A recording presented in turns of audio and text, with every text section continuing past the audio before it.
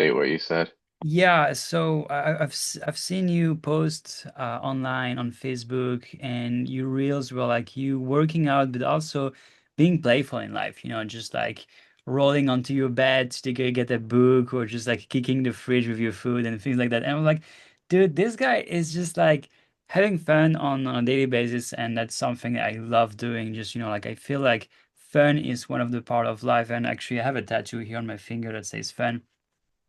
And I've never really been able to have a regular job. I've always been like, hey, man, like, we're not supposed to be sitting at a desk, print your paperwork. We're supposed to be living life fully. And when I see you, I'm like, this guy gets it. So I wonder, like, how many people are we on the planet doing this? And if we can inspire more people, because I'm seeing that more people are going into the gym revolution, like moving their bodies. A lot of people are also doing like more parkour and things like that.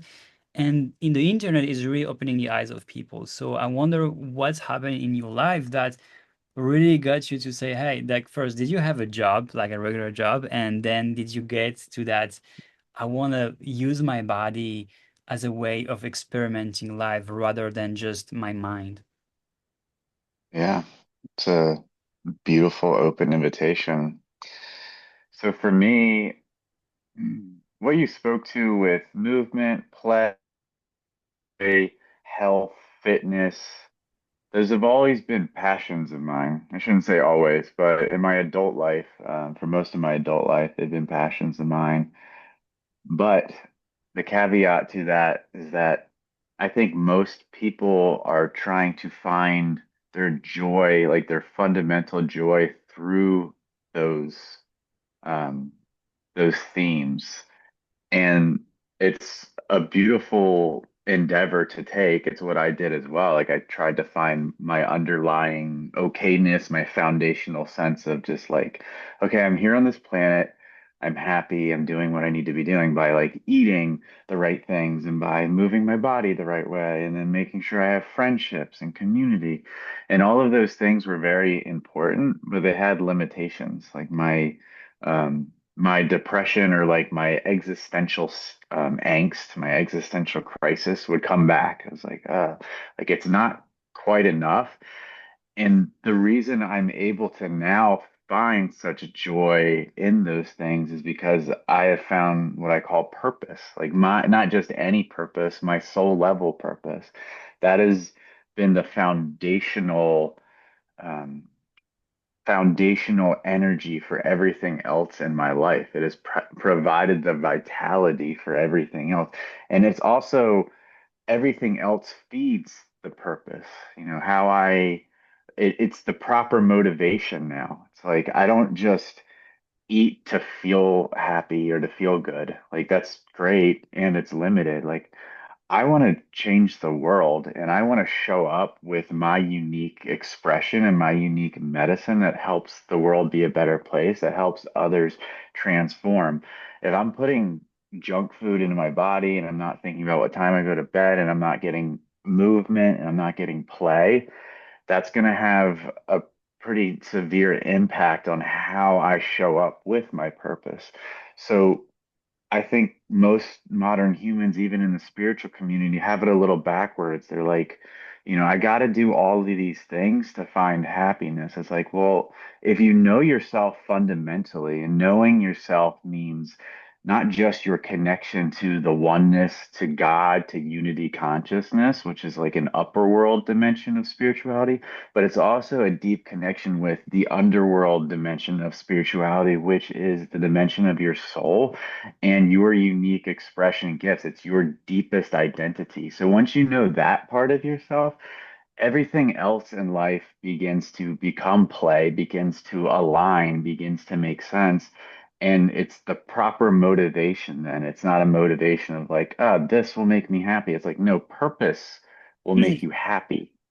And then everything else drives purpose and just makes you happier. So that's my personal experience with that question. Well, just this first answer, just exploding in all the sense is so beautiful because you really put meaning into the action of you're doing. It's not like a series of check box that you needed, like, oh, I did my bed, oh, I woke up early, oh, I didn't eat junk food. It's not a checklist to feel good. It's really the whole identity and whole ecosystem of things that you do in your life because you want to bring that as an embodiment of who you are and what your soul is bringing you to.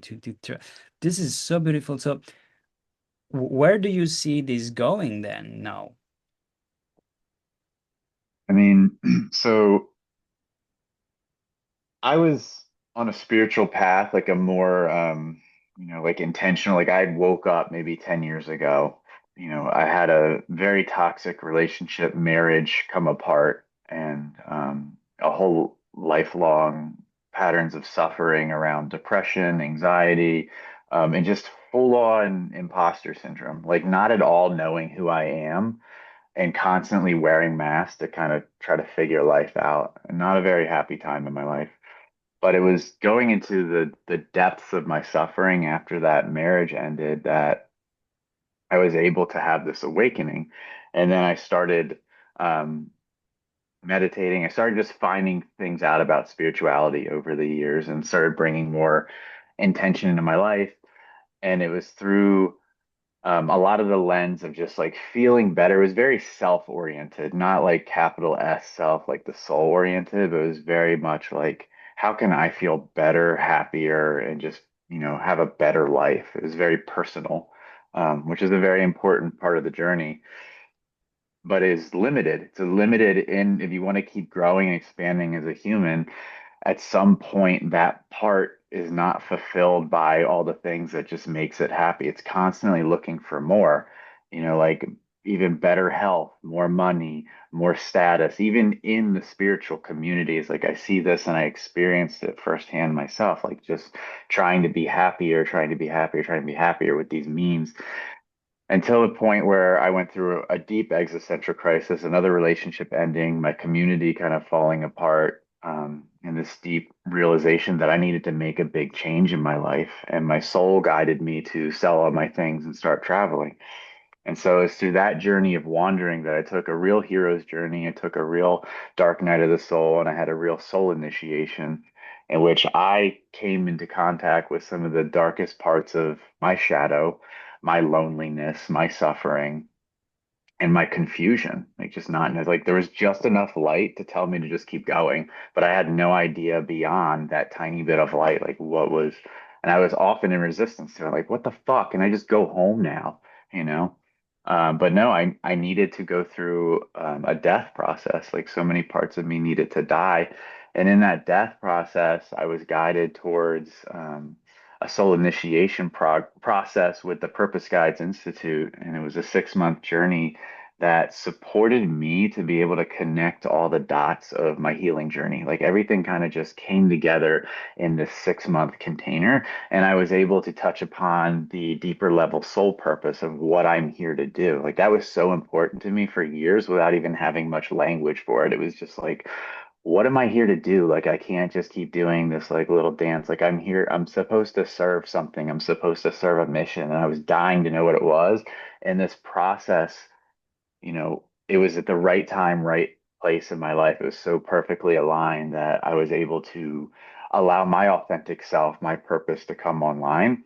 And soul purpose isn't a job, but the right jobs come along as a really good instrument for soul purpose, because soul purpose is just like the deepest expression of who you are. It's very hard to put into words, and it usually expresses in mythopoetic ways that aren't very tangible or logical.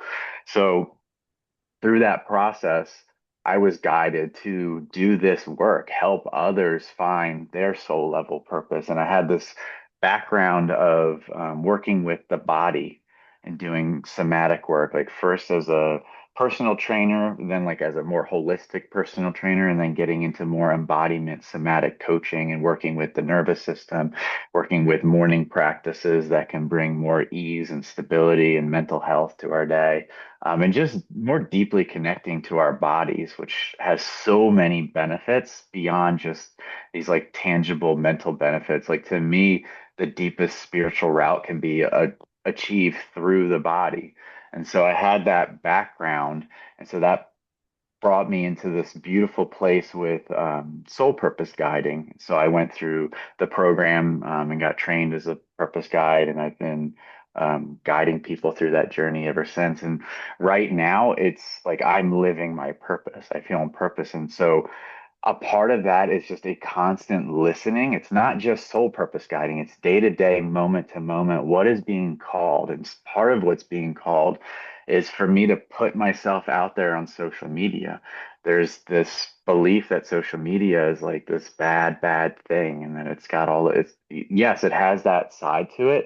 And it can also be one of the biggest spiritual tools if you're willing to use it for that. Like it is the ultimate shadow revealer. It's the ultimate opportunity to have breakthroughs with just putting yourself out there to the world, dealing with your vulnerability hangover that might come, and then that little micro trauma and repair, you've grown and expanded from that process. And so I'm being guided to do that in social media. Like, and it's getting me in touch with my inner artist. So like how can I bring my artistry to that and not just bow down to an algorithm and just do what I think? There's a little bit of playing the game, and then there's this like artistry to it, which is really I have found nourishing. Like I have what feels like a powerful, exciting relationship with social media, with some shadowy parts that I'm still dealing with around, scrolling and addiction, like all of us are.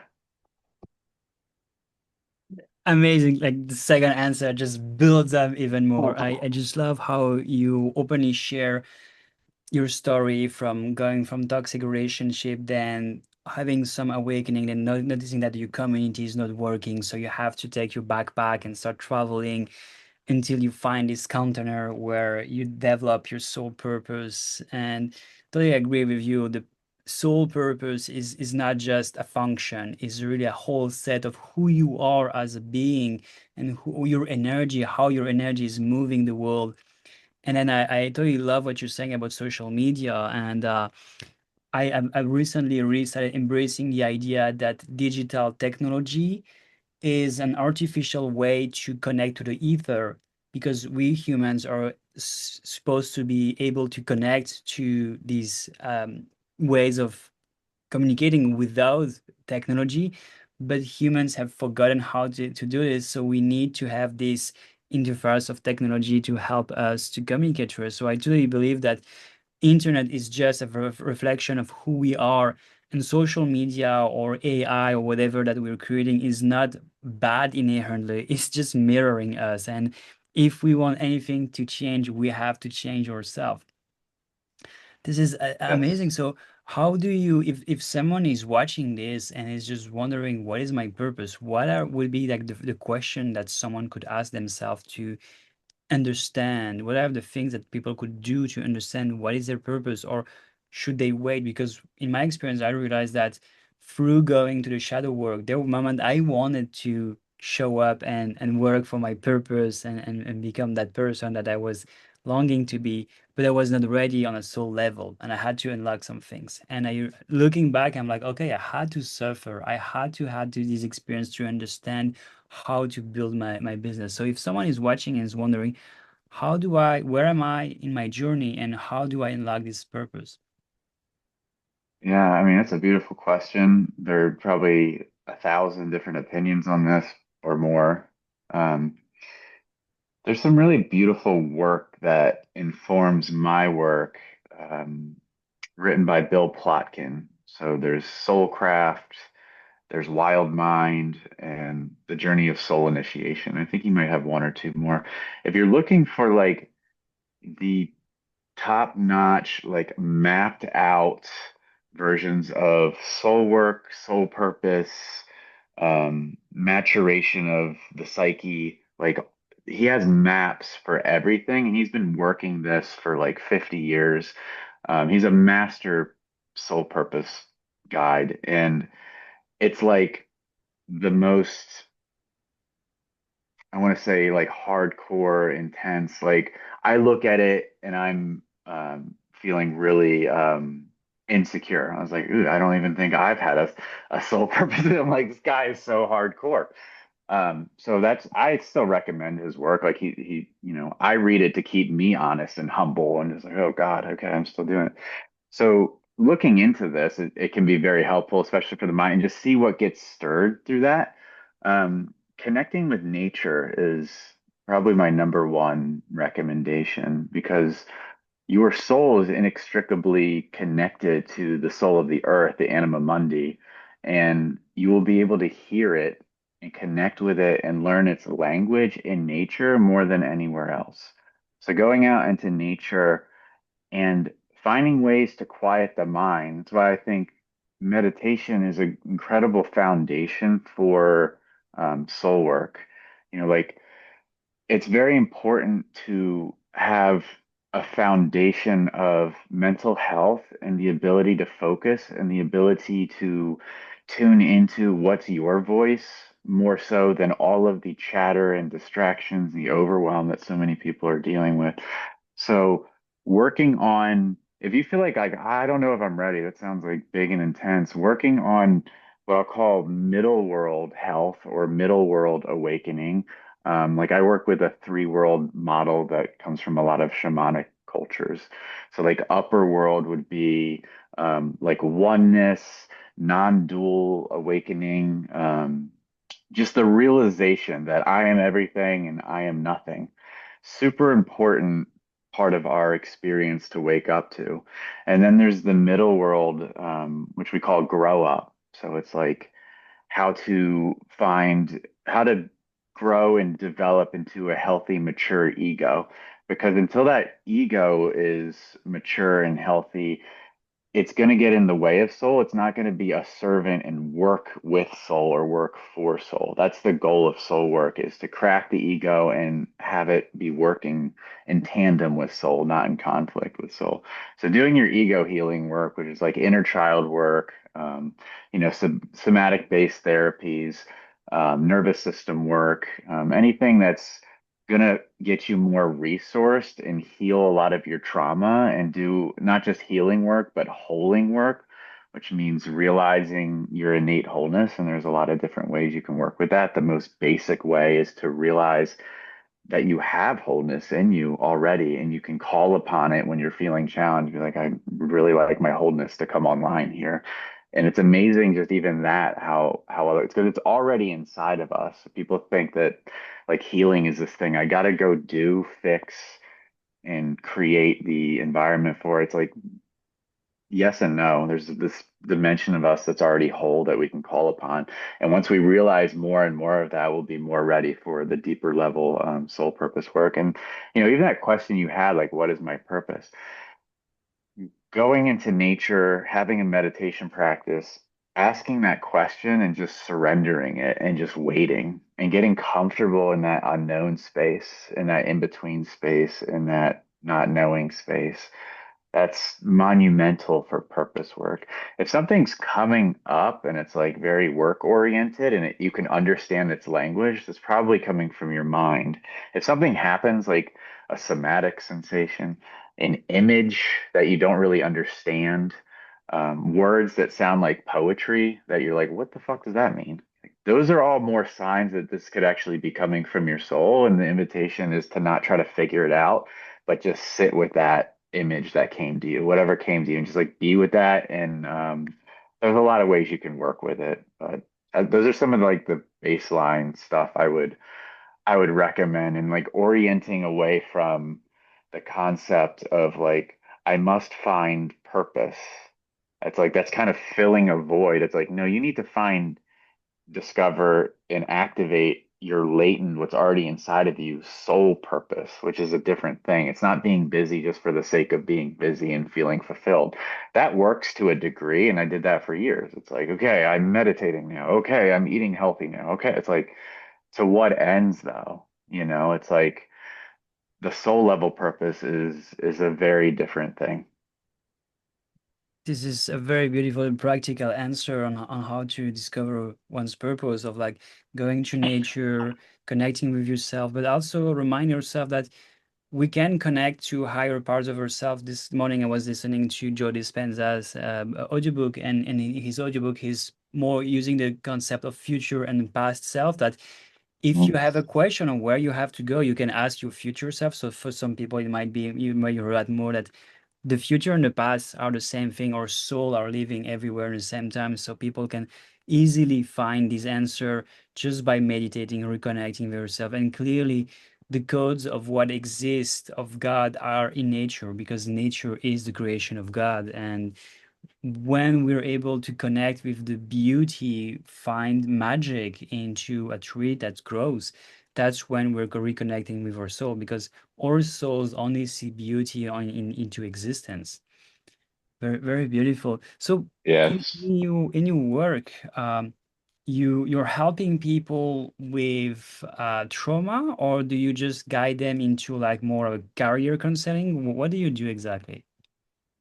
So I don't like to focus on trauma too much. I'm trauma informed, but if somebody's just coming to me and they are just really focused on healing trauma, I'm open to working with them, but it's not typically what I like to focus on. There is a somatic aspect that I can work with people on, and it's usually like a 15 to 45 minute session, and it's very little talking.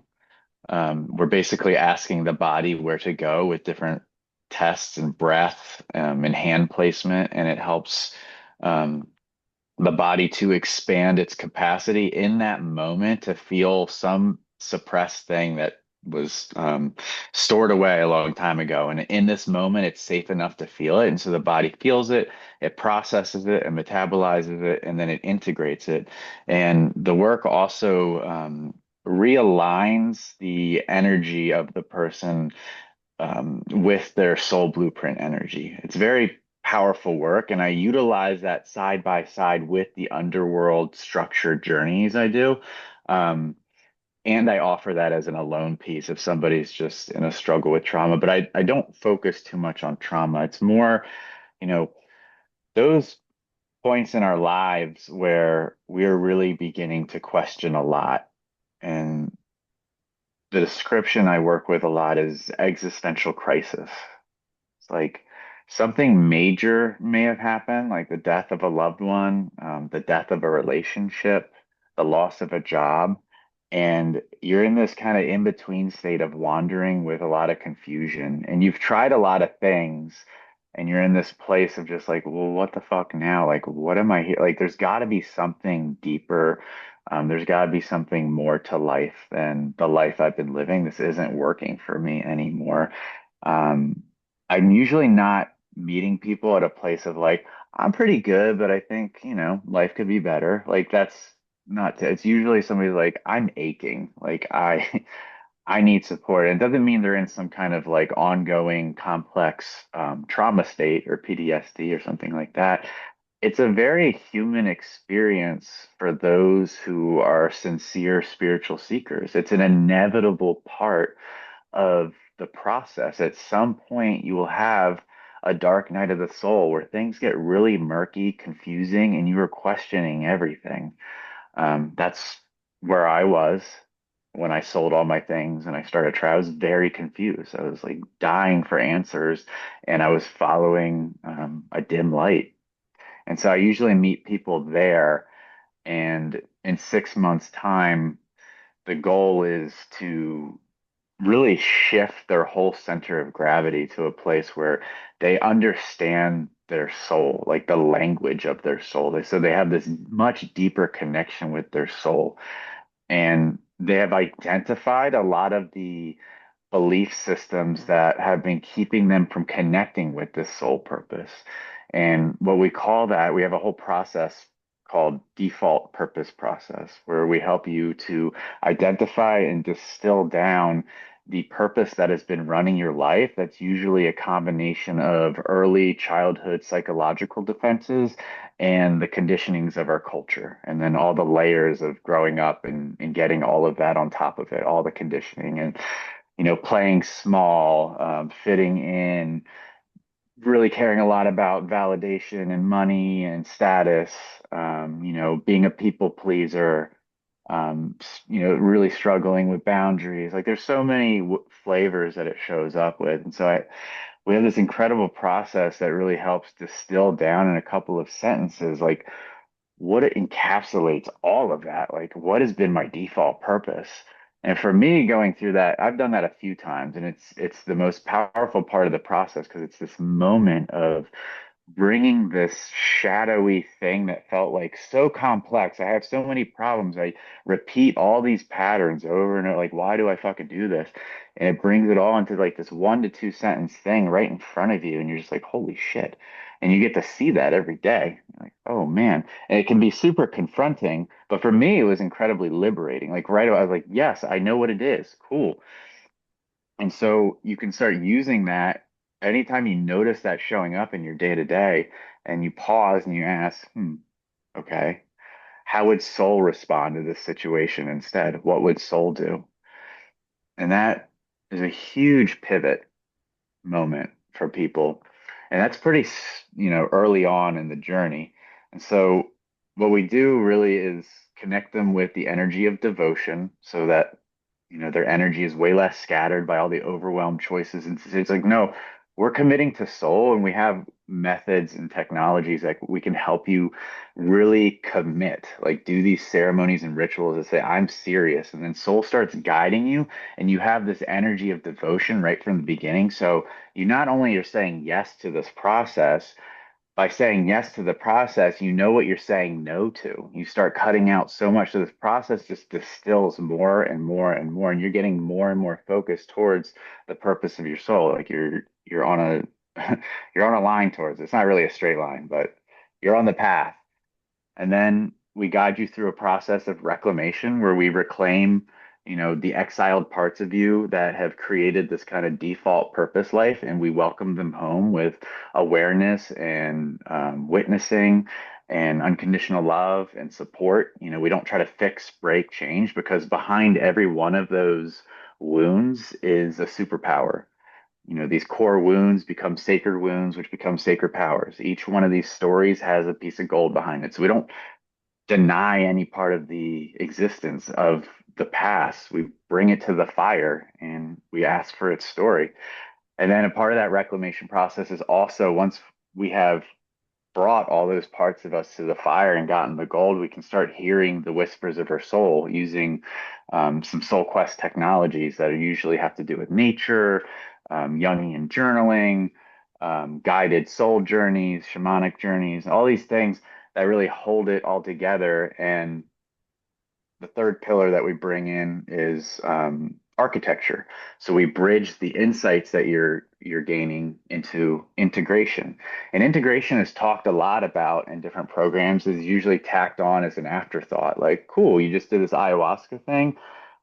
Now you want integration, that'll be an extra $100, and here's a program for it, yada, yada, yada.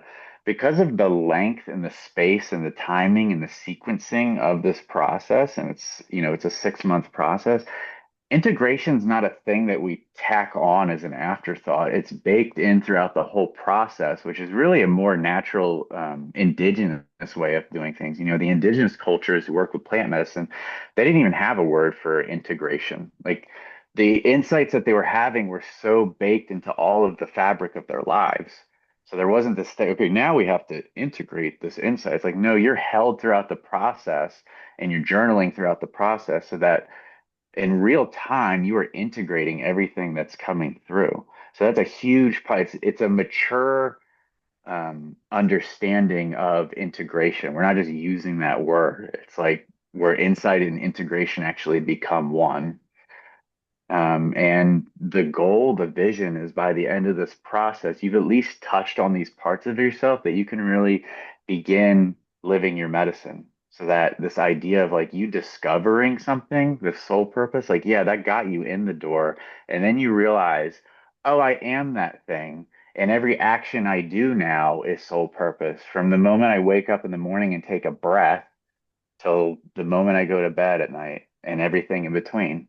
Like everything becomes soul purpose, and how I show up to every situation has a transformative medicinal effect on the person, on the animal, on the tree, on the environment, because I'm inextricably connected to all of nature, which is self-healing, and sequenced and support, it's self-supportive system. So that's my long answer. It's Thanks for amazing. holding I'm that. not gonna expand on this answer because we're like having 10 minutes and I have to go. But before I'm gonna ask you two more questions. Before I ask you these two questions, I would love to know for people who are listening how they can reach out to you if they're like feeling called to just starting to work with you. Is there a way they can start doing it? Absolutely. I don't know. Do you have like somewhere that I would put a link? Um, Yeah, or I will put the link below in the okay. description. But just for Yes. them to have it in their mind. Yeah, absolutely. Like I recommend you follow me on Instagram if you have an Instagram. So my Instagram is Soul Body Wholeness. My main website for that's getting a whole reboot, so I don't have that up right now, but in the bio, you'll see a little link that says grab your free guidebook from default purpose to soul purpose. So this is a really powerful free resource. Whether or not you work with me or not, you're going to get value from this. So go ahead and download that. And when you go through that, it puts you through a funnel where you can book a discovery call with me and we can talk about working together and what that could look like. Okay, so the last two questions, maybe you can weave them into together. We have 10 minutes here. The one I really would love to know is that how do you play with your body and how is your relation with your body? Because I hear you talking a lot about the body and how you integrate things with the body. And most people right now have jobs where they're on laptops or factories and they don't use their bodies. And when you go through transformation, there's a lot of pain that's stored in the body. What would be the advice to these people on how to reconnect with their body and how can you show them with your example, how did you transform? And the other question would be for someone who is listening and that is going through this terrible moment where their life is being shattered. Maybe they're having a breakup, maybe they're losing their job. What would be your advice for them to keep hope?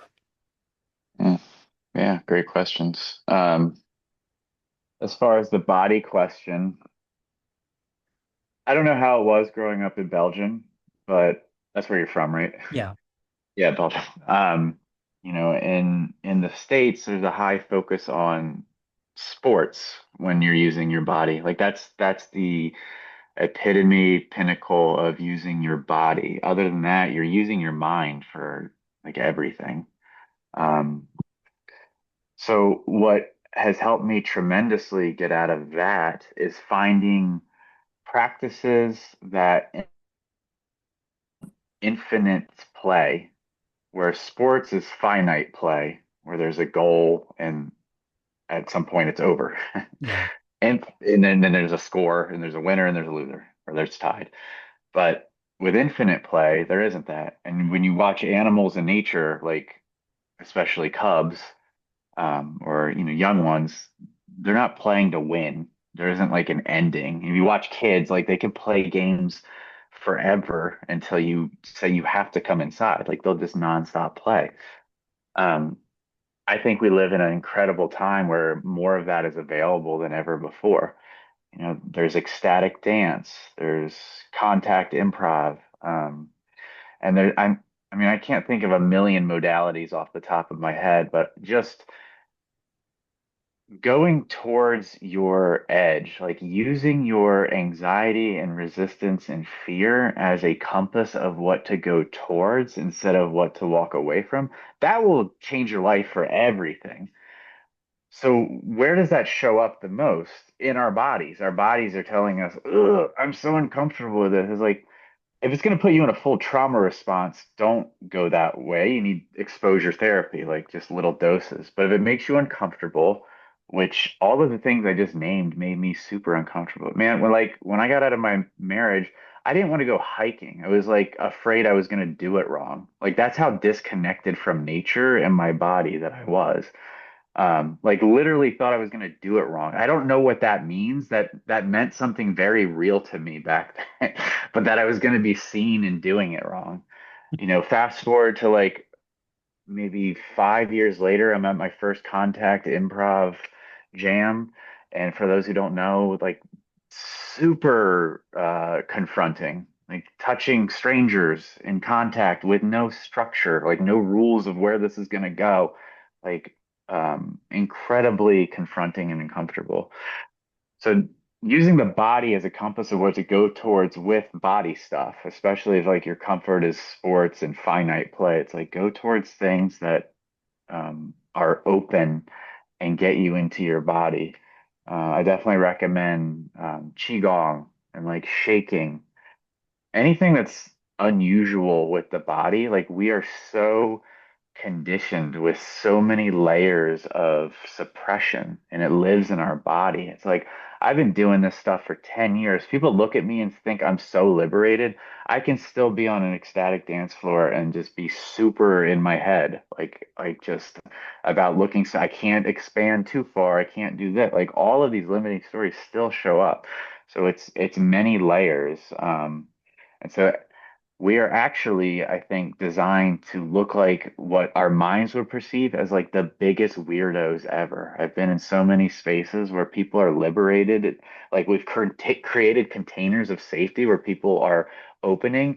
And my God, it is like the mind in its judgments of like how fucking crazy this is, how weird is it, but it's how the body wants to move, you know? So that's one answer to that. I don't know if you want to respond or I can Well, I answer your totally question. love this. Like I recently made a video on the fact that fear is not closing a door, is saying just be careful, you're on uncharted territory, but that's where you're gonna learn. So I totally resonate with that. And the idea that going to places where the mind's gonna be, you look silly, that's exactly what we need to do because kids, when they shake, when they dance, they don't think if they look silly, they're just expressing their bodies and they're fully in their bodies. And as adults, we have all these rules, and that's where the pain is coming. So yeah, go for that question where how someone who is in that state of losing everything and their ego is saying, this is the end. You've built all of these things for all these years, and now it's just gone. Who are you? Where are you going? Yeah, I think a Western healing approach to that would be to try to tell the person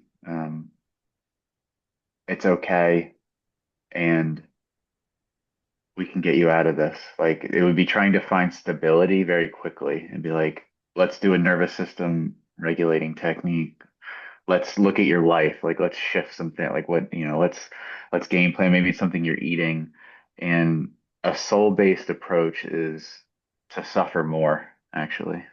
And I, I say that with the utmost love and care. If you have no resources, no support system, and you're like seriously thinking about ending your life, that kind of thing, it's like, yeah, you need to find stability. Like that's no joke. Like I don't joke around with that, but if you have been on some path for some time of spirituality, so you have some resourcing, you've connected with some form of light, there's something that guides you that, you know, no matter how bad it gets, like you're not going to give up on yourself. It's like, cool. Stay in that unknown, stay in that void and try to do less, try to figure out less. The answers will start to reveal themselves the more you find moments of stillness and you start facing that void. You start sitting in that void. You start sitting in that sticky, uncomfortable, awful feeling loneliness. Like that is at the core of it, like that loneliness. Like that's where the gold is. That's where the sauce is. And I'm sorry that it's that way, but it just is. I totally relate with you. I'm living right now. I'm in an ashram, and actually, suffering is just the ego creating that. And if Yes. you go for more suffering, you actually start getting used to that voice in your mind that's making, oh, this is bad, this is bad. And then at one point, you're just like, I'm alive, you know? And then you hit rock bottom because your mind is just trying to make you suffer. But at one point, you're just like, you know what? I've already been to rock bottom and nothing happened. I'm still alive. I'm still doing it. So Yeah. for me, who has been like many times into this, like, oh, I'm building something, and then my soul was like, you know what, we're just gonna make it fun and just gonna destroy everything. So you start over, and you're just like, I've lost everything. And you're like, I spent so Yeah. much time building this, And then you just get used to actually, no, this is not my soul is just training me to stop thinking about this. So totally understand, and big thank you for coming in into this and answering to my questions. I really feel that the videos that you're sharing really have a deepness that has been for me unwrapped here. And watching you just making this move, I was like, this is more than just a guy having fun. And all of that was being embodied in this move. So I think that you're making this very well. And Mm. well, probably we'll talk together more and have a good day. And